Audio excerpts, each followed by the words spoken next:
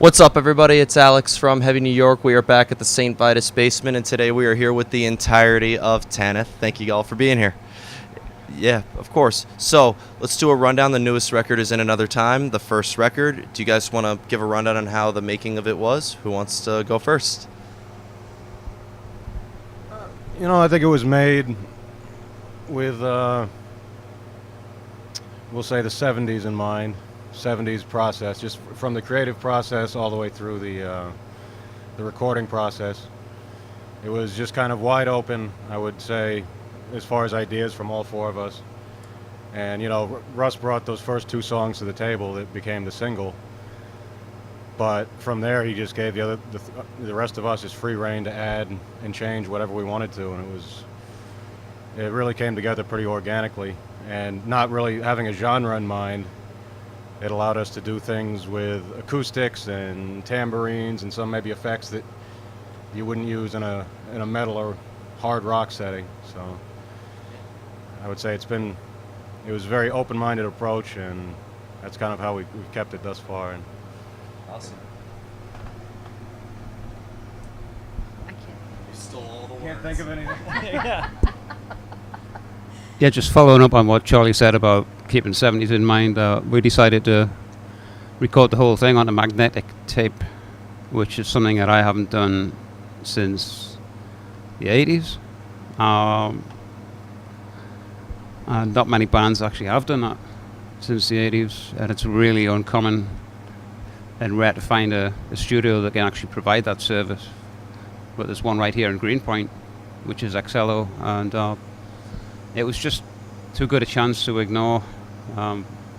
Once I realized that was an option, I thought, yes, it's expensive, but we want it to sound a certain way, and so it does. That's my take on it. Have any? That covers it, I think, right? Yeah, sure. Awesome. You mentioned that you had the 70s in mind when making this record, but was there any improvising involved in making this record? You mentioned that it came very organically, so was there ever new ideas coming as you guys further experimented with your sound?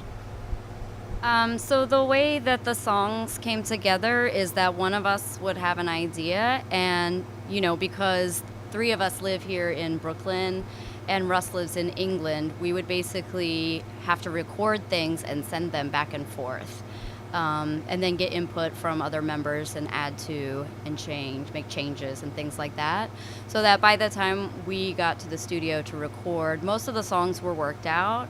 However, once we were in the studio and recording, some ideas did come and we added certain parts. One thing I was curious about is I've noticed that there was a good flow in this record. There was a sound that really defined you guys, but I thought there was many different vibes in the record. Were you guys feeling maybe many different emotions through the making of this record, or attacking maybe different subject matters? Yes, certainly, because, as you know, I play in another band, it's all about speed and heaviness, and this one was chance to be able to create some music without worrying about if it's going to be heavy enough or fast enough, and so it had complete freedom, really. We all did to come up with any idea in a way that wouldn't be judged by people who, if it was a Satan release, it would just, yeah. People expect certain things. Do you have anything to add on that?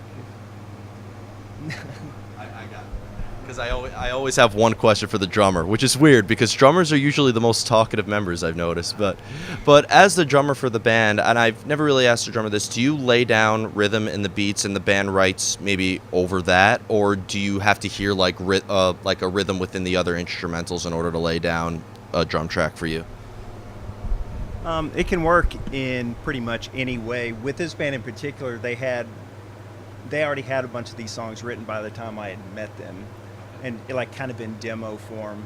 And then once I joined in, we just kind of saw how it all worked together.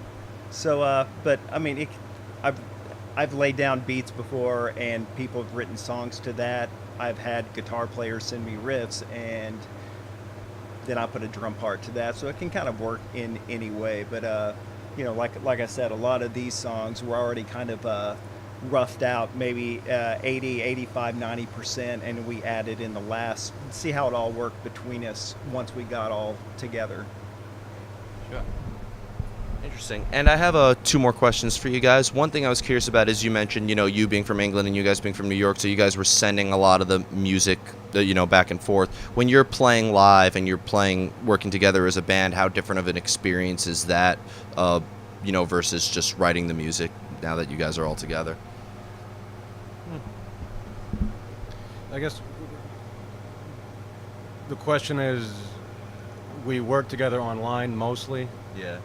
And how is it to play Playing like live. playing together, because we don't really get to rehearse a lot Yeah. as a full band. It feels very new. I guess we've been around for a year and a half, and this is only our 7th gig, Wow.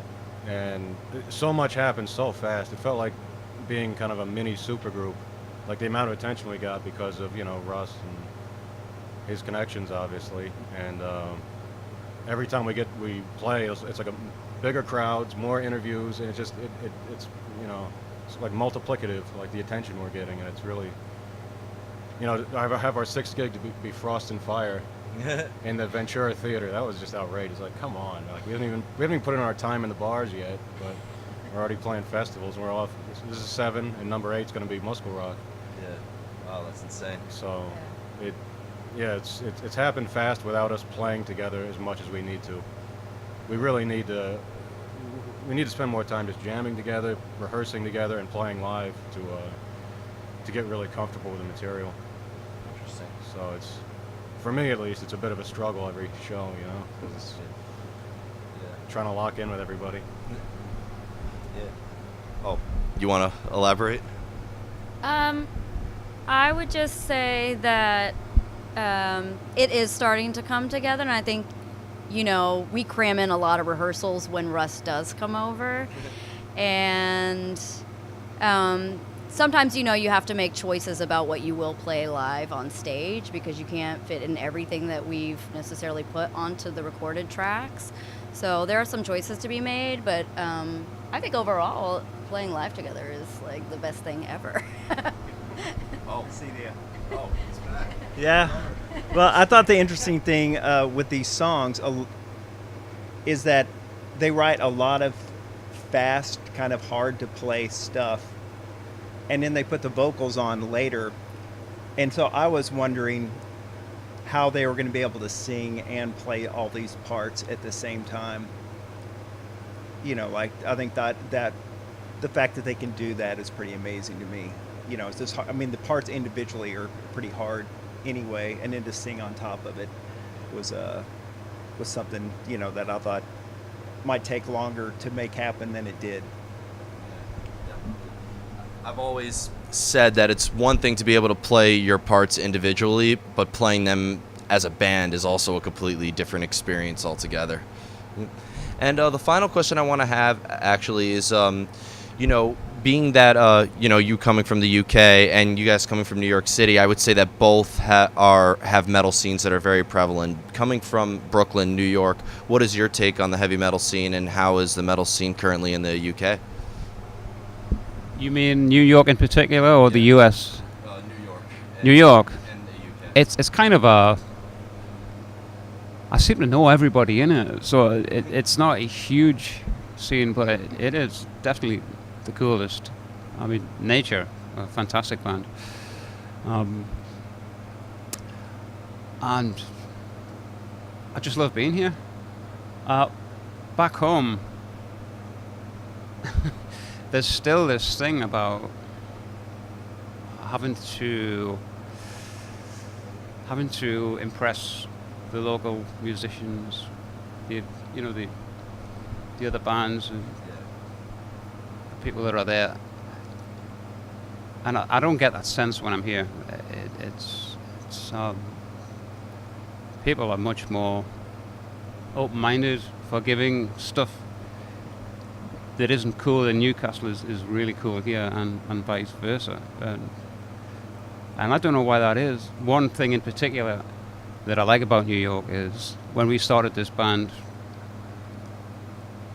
it was really just an intention for me and Cindy to carry on what we'd been doing back in the UK, which was we were playing in a band in a cover circuit, like just getting the vocal chops together, and we thought it would be pretty cool to do that whenever I come to town and do the same thing here.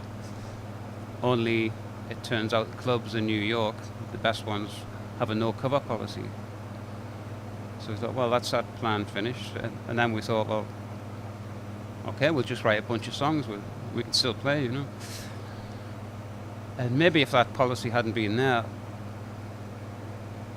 it wouldn't have happened that we're sitting here now talking about an album that we've made, you know, and all the cool stuff we've done in the last year and a half. So that's one thing that New York has much more over Newcastle is the fact that everybody expects, and rightly so, bands to play their own songs, and that is actually how it should be. Yeah. It's got to be. So, anybody?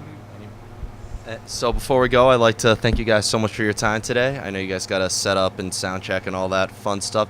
I know that you guys are heading to Sweden. You're playing in Sweden on Fridays, or just anything else with the band you would like to promote for in another time?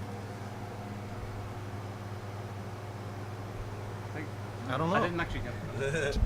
Check it out, I'll say. Yeah. Check it out and listen with an open mind. It's not heavy metal, but we keep it as honest as we can.